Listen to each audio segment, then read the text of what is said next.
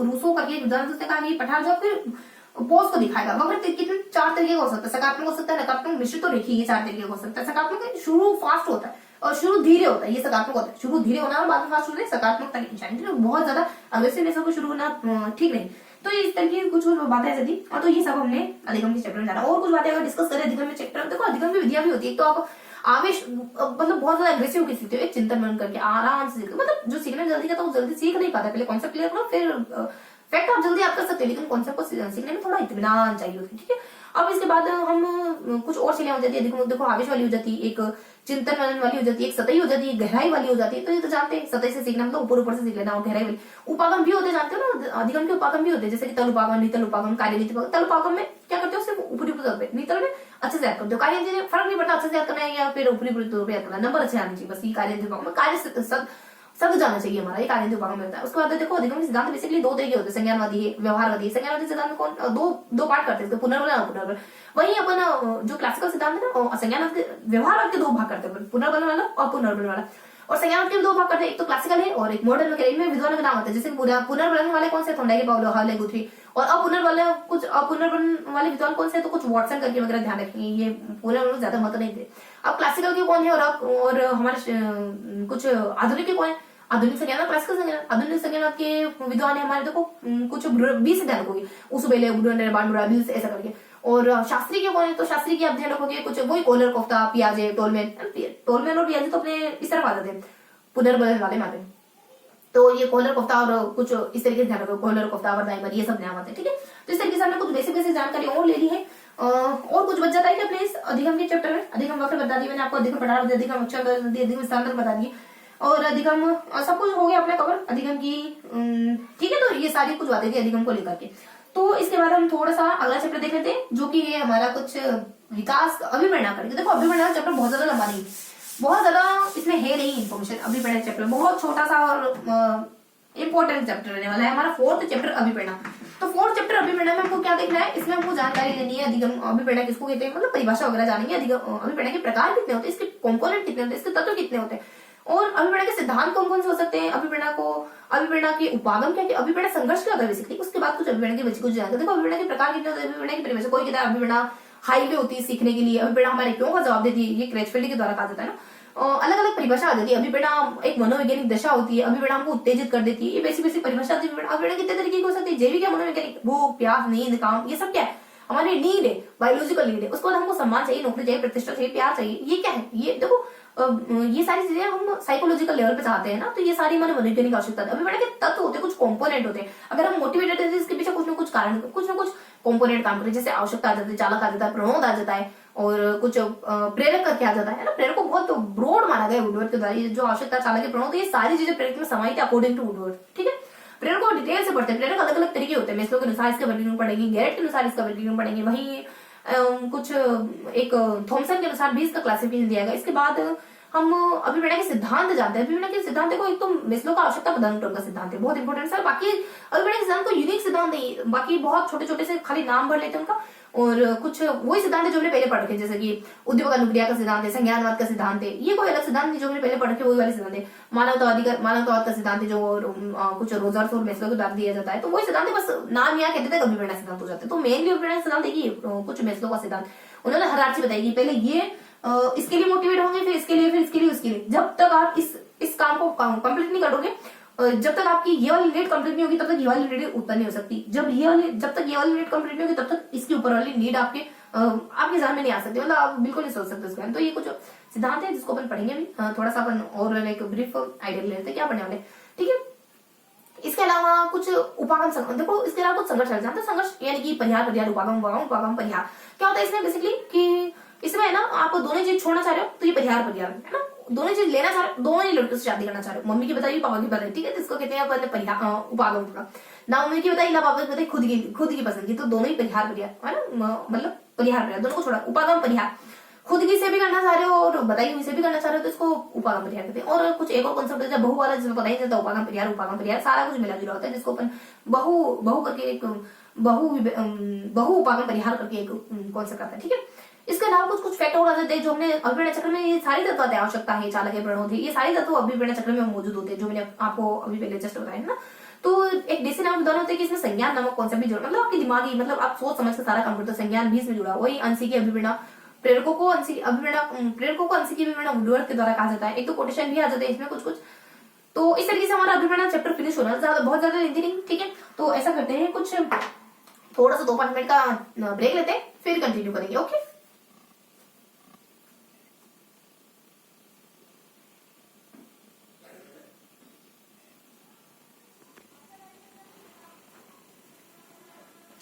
हाँ तो फ्रेंड्स कहा थे, देखो हम अभिप्रेरणा फटाफट से कंटिन्यू करते हैं। अभिप्रेरणा बहुत ज्यादा इन्फॉर्मेशन है नहीं, अभिप्रेरणा की परिभाषा मैंने आपको बताई दी। आप थोड़ा सा देख लेते हैं, अभिप्रेरणा में जो भी देखा ना उसको थोड़ा सा डिस्कस कर लेते हैं।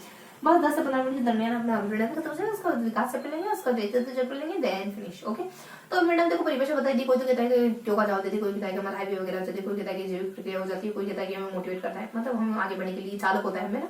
तो इस तरीके से अलग अलग परिभाषा दी जाती है। मैंने आपको प्रकार वगैरह बताई थी 2 तरीके की। थोड़ा सा इसको डिस्कस कर लेते हैं, नोट डाउन करता है जिससे कुछ जाते हैं। तो हमने अभिप्रेरणा क्या क्या जाना, देखो अभिप्रेरणा हमको इसकी आवश्यकता के बारे में पता, मतलब अभिप्रेरणा की क्या क्या परिभाषा आ जाती है, वो कुछ 2-4 परिभाषा हमने देखी। देखो परिभाषा में थोड़ा सा ध्यान रखिए, एक तो क्रेचफील्ड के द्वारा कहा जाती है, का जवाब देती है, स्किनर के द्वारा हाईवे कहा जाता है। वही 2 परिभाषा और आ जाती है कि जैविक प्रक्रिया मानी जाती है, और कुछ बस इस तरीके की एक आध परिभाषा और होती है, ठीक है। उसके बाद अभिप्रेरणा की परिभाषा के बाद अपन देख लेंगे अभिप्रेरणा के प्रकार कितने होते हैं। तो बहुत ज्यादा इन्फॉर्मेशन नहीं है इसमें। अभिप्रेरणा 2 तरीके की होती है, एक तो जैविक हो जाती है, एक मनोवैज्ञानिक हो जाती है। जैविक में वही भूख प्यास नींद काम ये सब आ जाएगा, भूख प्यास नींद काम ये सारी बातें जैविक में आ जाती है। वही मनोवैज्ञानिक नौकरी वगैरह प्रतिष्ठा वगैरह सम्मान वगैरह ये सारी बातें इसमें आ जाती है, ठीक है।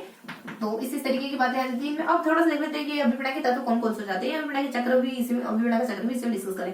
अभिप्रेरणा के तत्वों में हम जाने तो अभिप्रेरणा के तत्व बेसिकली सबसे पहले तो आवश्यकता, देखो आवश्यकता भी 2 तरीके की होती है, एक तो मनोवैज्ञानिक आवश्यकता हो जाती है और एक हमारी जैविक आवश्यकता, भूख प्यास नींद काम ये सब हो जाती है। और मनोवैज्ञानिक आवश्यकता वही हमारी नौकरी वगैरह आ जाता है, सम्मान वगैरह प्यार वगैरह ये सब आ जाता है, ठीक है। इसके बाद नेतृत्व की भावना वगैरह ये सब।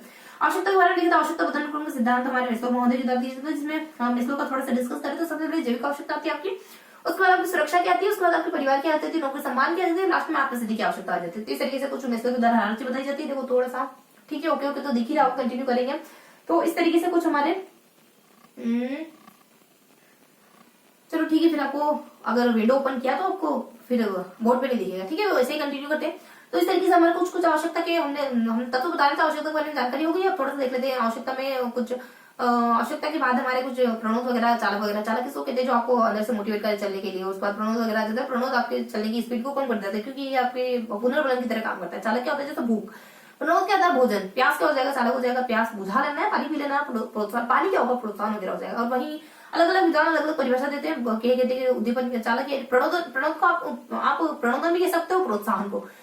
तो प्रोत्साहन पढ़ो, ठीक है। तो प्रोत्साहन पढ़ो में कहा जाता है कि बेसिकली ना आपको उद्दीप्त करता है किसी भी काम के लिए, उसी को उद्दीपन कहा जाता है, जो आपको उद्दीप्त करे, ठीक है। और चालक के लिए भी यही कहा जाता है कि ये एक सुदृढ़ प्रक्रिया, ऐसा कुछ अलग अलग, मतलब कुछ कोटेशन आते हैं इनको लेकर के, कुछ परिभाषा विशेष भी आती है इनको लेकर के।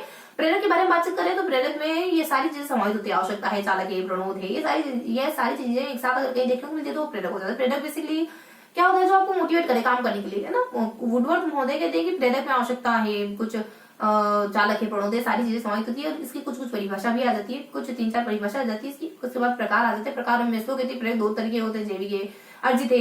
वही गैरेट कहते हैं कि ये कुछ कृत्रिम है, स्वाभाविक है। वही थॉमसन कहते हैं कि सामाजिक भी होता है, कृत्रिम स्वाभाविक के अलावा। तो इस तरीके से कुछ 3 विद्वानों के द्वारा इसके प्रकार बताए जाते हैं। तो आवश्यकता में देखो तत्व में आवश्यकता वगैरह आ जाती है, उसके बाद चालक वगैरह आ जाते हैं, उसके बाद प्रोत्साहन वगैरह आ जाता है ना। और उसके बाद हमारा प्रेरक आ जाता है। प्रेरक के बाद थोड़ा सा डिस्कस करना होता है हमको, इसकी बातें देखने थे, जैसे इसकी परिभाषा वगैरह भी जानते हैं। पहले इसके प्रकार मैंने बताई थी, 3 महोदय ने इसके प्रकार बताए, है ना। अब थोड़ा सा साइकिल के बारे में, चक्र के बारे में डिस्कस कर लेते हैं। सबसे आवश्यकता है, चालक है, उसको प्रणोद है, ठीक है। प्रणोद के आगे पीछे कुछ 2 चीजें, प्रणोद और प्रोत्साहन, ठीक है। तो यहाँ अगर मैं थोड़ा सा चक्कर के बारे में डिस्कस करूँ तो यहाँ हमारी आवश्यकता वगैरह आ जाती है। उसके बाद सेकंड आप चालक लिख लोगे, चालक के बाद यहाँ पे आपका प्रोत्साहन आ जाएगा। प्रोत्साहन से पहले एक बिंदु ध्यान रखोगे, प्रोत्साहन के बाद यहाँ आपको क्या होगा, आपको तनाव की स्थिति में होगी, जिसको अपन प्रणोद, तनाव को हम कुछ यहाँ तनाव को एक शब्द इस्तेमाल किया जाता है तनाव के लिए कोई स्पेशल। उसके बाद प्रोत्साहन के बाद, अब लक्ष्य प्राप्ति के बाद आपकी उत्सुकता में कमी आ जाएगी। लक्ष्य प्राप्ति, ये क्या है, लक्ष्य प्राप्ति मतलब प्रणोदन में कमी में भी तनाव को आप क्या कहोगे, देखो एक टर्म आता है तनाव के लिए, प्रणोदन करके कुछ ऐसा शब्द होता है। तो प्रोत्साहन के आगे पीछे दोनों जुड़े हुए हैं। उससे पहले तनाव होगा, उसके बाद तनाव की समाप्ति होती है, क्योंकि जब आप जो चाह रहे थे वो मिल गया तो आप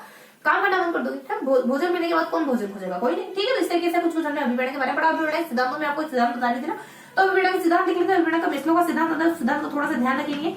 उसने देखो ये मेसो का जो सिद्धांत है ना, पहले मेसो का सिद्धांत बता देती हूँ। इसमें क्या होता है, यहाँ पे जैविक आवश्यकता थी पहले स्तर पर, उसके बाद आपके रहने यानी छत की आवश्यकता थी कि अब छत तो है लेकिन छत में आपके साथ रहने वाला कोई नहीं, नीचे छत के नीचे आपका परिवार नहीं, तो यहाँ पे परिवार की चाह वगैरह आ जाती है। इसमें 2 और लेवल आ जाते हैं। ये वाला जो लेवल है बेसिकली नौकरी वगैरह चाहिए, आपको सम्मान चाहिए, और ये आत्मसिद्धि, अब घर बार छोड़ दिया, पहले घर बार चाहिए था आपको गौतम बुद्ध की तरह है ना, यशोधर और राहुल को छोड़ दिया था, ठीक वैसे ही आत्मसिद्धि की आवश्यकता विवेकानंद वगैरह, गांधी जी वगैरह, ये सारे इस लेवल पहुंच जाते हैं ना। तो ये कुछ हरारची हो जाती है हमारे मेसो साहब की, और इसमें इन्होंने थोड़ा सा संशोधन भी करा था, कुछ 1-2 यहाँ पे एक लेवल और जोड़ा था इसके जस्ट ऊपर, और इसके भी जस्ट ऊपर 1-2 लेवल और जोड़ा था, यहाँ बीच में कहीं एक लेवल और जोड़ा था इन्होंने बाद में।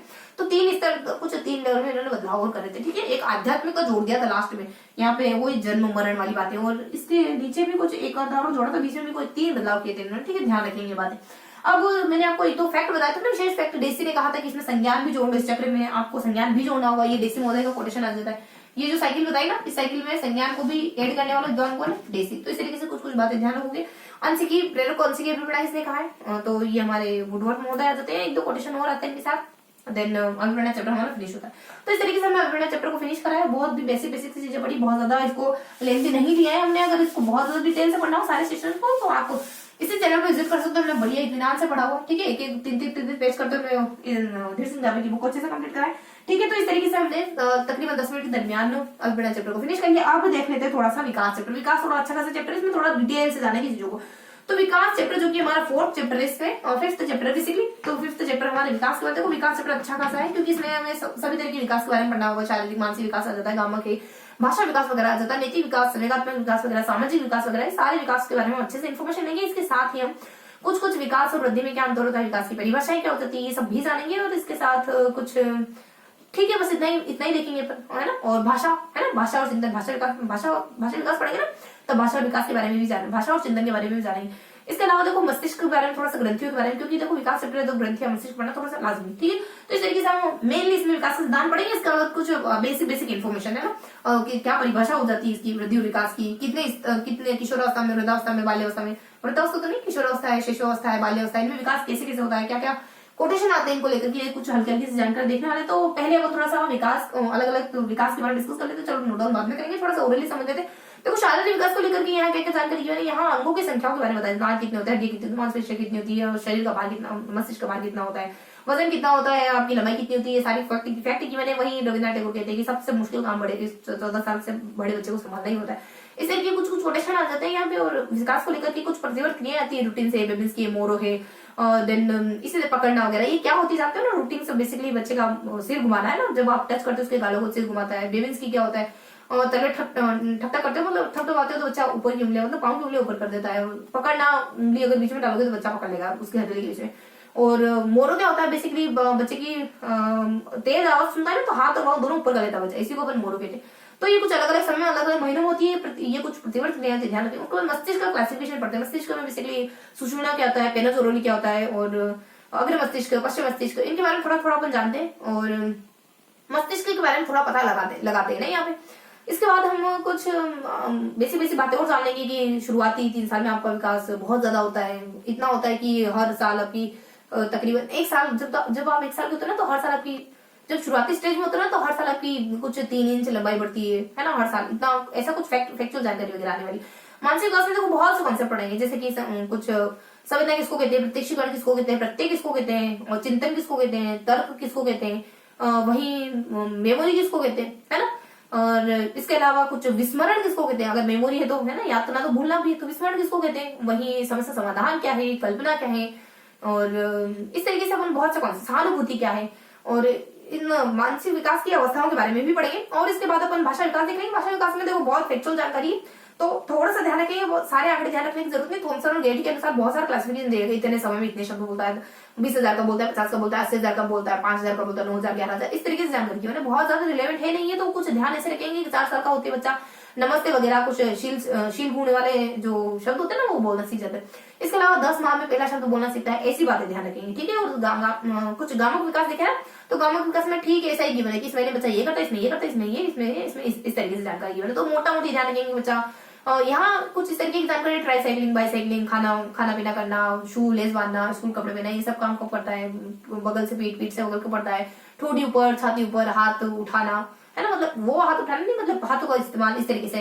और उसके बाद इसको लिखना वगैरह कब सीख जाता है बच्चा, पहला वर्ण वगैरह कब लिखना सीखता है, और इस तरीके की बेसिक बेसिक इन्फॉर्मेशन आती है ना, सब महीने बताने होते हैं हमको एक्यूरेट। तो इस तरीके से हमको बहुत ज्यादा नहीं पड़ेगी, इसमें जो रिलेवेंट लगता है वही देखेंगे अपन, ठीक है। उसके बाद नैतिक विकास में सिद्धांतों को बताया जाता है, जीन पियाजे के नैतिक विकास के सिद्धांत की 4 अवस्थाओं के बारे में जिक्र करा जाता है। कोहलबर्ग के नैतिक विकास ने कुछ एरिक एरिक्सन के नैतिक विकास जो कि 3 स्तर बताते हैं, उनके बारे में थोड़ा सा डिस्कस करेंगे। उन्होंने 3 स्तर और हर स्तर में 2 अवस्थाएं बताई। पहली कुछ छोटी मतलब संकीर्ण लेवल की अवस्थाएं, दूसरी थोड़ा उससे ब्रॉड एस्पेक्ट, और तीसरा विवेकानंद जी वाला है ना, मतलब कुछ आत्मावलोकन करके पता करोगे ये बात नैतिक है या नहीं, किसी बाहरी कुछ सलाह मशवरे की जरूरत नहीं पड़ती इस लेवल पे आकर के। इसके बाद हम एक और सिद्धांत आएंगे, व्हाट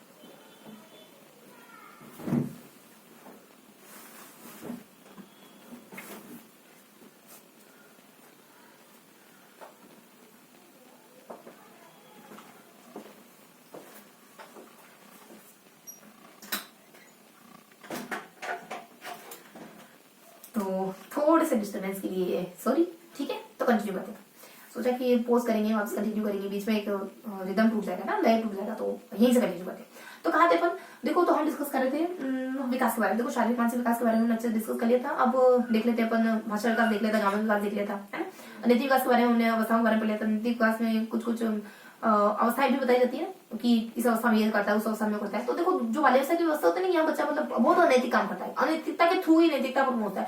और किशोरावस्था में आता है बच्चा अपने नियम सिद्धांत खुद बनाता है, इस अवस्था में आता है। तो शुरुआत में जो छोटा बच्चा होता है ना, शिशु अवस्था का बच्चा, वो नैतिक अनैतिक होता ही नहीं, सामाजिक, जैसे कुरान को कहते हैं ना बच्चा सामाजिक होता है, सामाजिक होता है शुरुआती में, तो नैतिक अनैतिक तो कुछ नहीं समझता। 3 सालों के बाद वो नैतिक अनैतिक कुछ जाने लगता है। तो इस तरह की कुछ बातें जो नैतिक विकास को लेकर सामाजिक विकास भी बताते हैं। एक बंडू आते हैं विद्वान, कुछ बाटूरा करके होते हैं, वो कहते हैं कि समाज से देखकर सीखता है बच्चा, जैसा देखेगा वैसा करेगा। कुछ 4 स्तर बताते हैं, उदाहरण है, कुछ धारण करना है और पुनः प्रस्तुत करना है और कुछ पुनर्बल मिल जाना है, ठीक है। तो ये 4 चरण बताते हैं सामाजिक विकास के। इसके बाद संवेगात्मक विकास भी होता है ना, बच्चा कब दूसरों को देख मुस्कुराने लगता है, माँ को कब पहचानने लग जाता है और अपने को कब पहचानने लग जाता है, कब डांटने में और प्यार से बात करने में अंतर करना सीख जाता है। तो ये कुछ बेसिक बेसिक बातें हैं जिनको हमको ध्यान रखना है संवेगात्मक विकास को लेकर के, यानी इमोशन उसमें कब कब विकसित होते हैं। देखो बेसिकली शुरुआती स्टेज पे बच्चा इतना समझता नहीं है ना, धीरे धीरे देखो एक वॉटसन वगैरह आ जाते हैं, कहते हैं कि प्रेम है, क्रोध है, भय है, ये बेसिक समझ है और ये बच्चे में शुरुआत से ही पाए जाते हैं। इस तरीके की बातें कहते हैं और धीरे धीरे बाद में समय विकसित हो ही जाते हैं। तो इस तरीके से कौन कौन से समय किस किस महीने में आते हैं, बेसिकली यही इन्फॉर्मेशन होती है संवेगात्मक विकास में, है ना। इसके अलावा हमारे विकास में इस तरीके से शारीरिक है, मानसिक है, नैतिक है, दिन भाषा है, दिन गामक है और दिन सामाजिक वगैरह, ये सारे विकास हमने इस तरीके से मोटा मोटी थोड़ा बहुत इनके बारे में जाना है। बहुत सारी इन्फॉर्मेशन की है, थोड़ा सा ओवरऑल देखेंगे, डिटेल बहुत ज्यादा डिटेल से नहीं लेंगे, ठीक है। इसके बाद विकास और वृद्धि में क्या होता है, देखो वृद्धि क्या होती है, विकास का एक एस्पेक्ट होती है, जबकि विकास एक बहुत बड़ी संकल्पना है, बहुत व्यापक संकल्पना है। और वृद्धि सिर्फ हड्डियों का बढ़ना और ये सब वजन वगैरह ये सब, और इसको मात्रात्मक कह सकते हैं, जबकि विकास गुणात्मक मात्रात्मक दोनों ही प्रक्रिया होता है। हड्डियों के द्वारा कहा जाता है विकास आपने नवीन प्रस्फुटन, नई योग्यताओं को प्रस्फुटन विकास कराया। तो इस तरीके से कुछ कुछ कोटेशन भी आते हैं विकास को लेकर के, और कुछ बस इस तरीके से मोटा मोटी बन जाना है वृद्धि विकास के बारे में, ठीक है। तो अपन फटाफट से जो भी जानकारी ना उसमें अपन देख लेते हैं कि हमने शारीरिक विकास के बारे में क्या पढ़ा। तो हम यहाँ देख लेते हैं अलग अलग विकास, शारीरिक विकास, मानसिक विकास। देन इसके बाद हम नैतिक विकास में क्या पढ़ते हैं, हाँ भाषा विकास देंगे ना, भाषा विकास में क्या पढ़ते हैं। इसके बाद हम नैतिक विकास में क्या पढ़ते हैं, इसके बाद ग्रामीण विकास, भाषा विकास कर लो, उसके बाद ग्रामीण विकास कर लो, उसके बाद नैतिक विकास कर लो, उसके बाद संवेगात्मक विकास में हमने क्या देखा, सामाजिक विकास में हमने क्या जाना, उसके बाद और कौन सा विकास बच जाता है। बस इतने ही तरीके के विकास हम पढ़ते हैं, है ना।